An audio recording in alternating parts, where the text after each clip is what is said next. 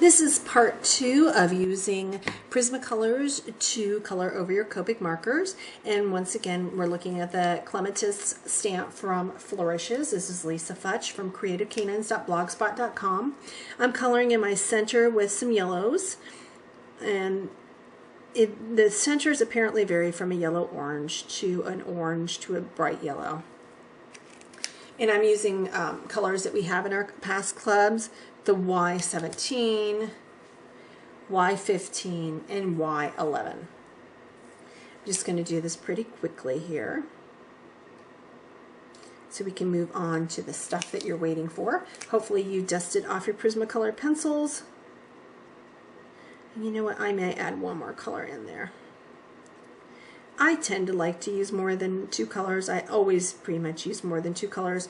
I really prefer to use 4 colors. Sometimes I will use up to 6 colors at a time when I am coloring an image, just to add a little bit more depth and weight to it. Okay. So I'm gonna bring a few pencils in here. Now the things that you're gonna need for this is you're gonna need your Gamma-Sol, which is an odorless paint thinner, a blending stump, and Prismacolor pencils. Now I picked a few here that I'm going to try out, and I mean this is kind of, as you're doing this, you're going to make more than one image, and just kind of color everything well. But one other thing that you're really going to need is you're going to need a sanding block. The reason why I say this is because as you're using your blending stump, you're going to kind of mat the paper down, and for it to blend smoothly it needs to almost be a little bit fuzzy or soft. If you have like a practice flower and you're able to try on the different leaves, I think that's going to be effective for you. Now what we're going to do is I'm going to bring it back in again, and we're going to look at how this can be done here with the Prismacolor pencils. Now the wonderful thing about the pencils is what they don't dry. You don't have to worry about that. So I can really work layering in some color. Now initially it's not going to look all that great, I'm not going to lie. Let's work on these and add in some white. And I want it more, remember how I said that the middles are kind of stripy? I'm going to add in a stripy color here. Now this is really nice. Sometimes what happens is maybe that you've over blended a little bit and you need some more white in your image for highlight. You can use these Prismacolor pencils for it.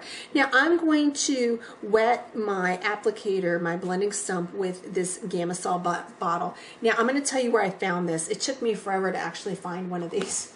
You find them at Michael's and they're in the paint section. Okay, now I'm going to use my blending stump to kind of blend in that color.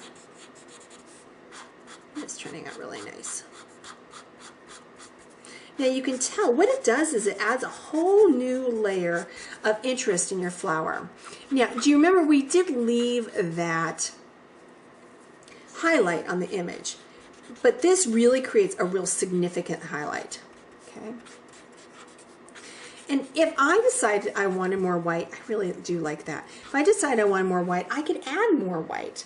What I'm going to do though, however, is I'm going to use a more pink kind of color on it, more of a fuchsia, and see if that adds just a little bit more interest. Now the good thing about these pencils is that you can add these weird kind of colors within your flower and kind of highlight it. Now, you know, I may also think about later adding in a yellow. You could add in yellow. If we left that highlight and add some yellow in the middle, that would be pretty, because yellow and purple look nice based upon our color swatches.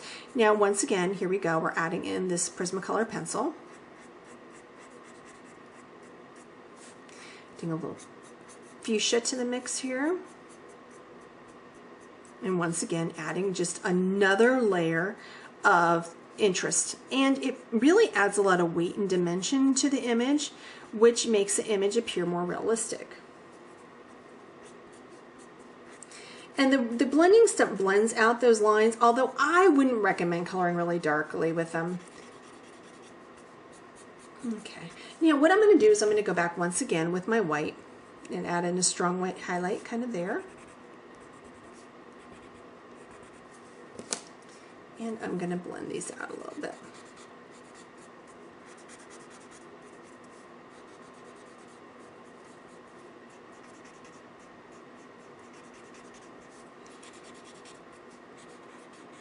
Now, the one thing that you can't do, you can't go back over this with Copic markers. You'll ruin your marker tip.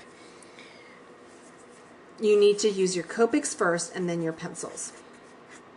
I kind of like this. It adds a lot of dimension. It almost adds so much dimension that the center doesn't look dimensional enough. So what I may do is I may add in Y38 in here. And it almost needs like a darker color towards the middle, just to add a little bit more dimension. Now, if I want to add a little white to this center, I can do that as well. And once again, just using, now I have used the fuchsia on this, you can see it. I'm going to go ahead and use my sanding block to sand that color off so I do not contaminate my center. And I will go ahead and once again re-wet that with the Gamasol. Or Gamasol is odorless paint thinner. I had no clue what it was, and my husband helped me out with it. Much cheaper if you purchase it from Home Depot or Lowe's than it would be from Michael's, but Michael's you can get a smaller amount. Okay. You can use this also on the leaves, and what I'll do is I'll go ahead and do like a real quick example on this with the leaves. Let's do our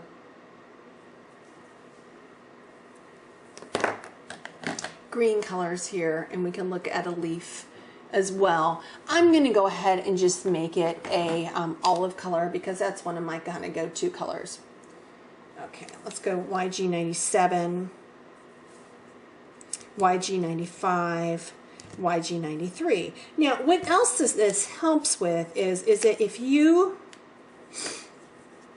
don't have a huge variety of markers, let's say you're missing some, or you lack a third color of a marker and you need something lighter, you can use these colored pencils to add the highlight in or a varied color in that will allow you to look like you have more than just a couple colors, which is nice.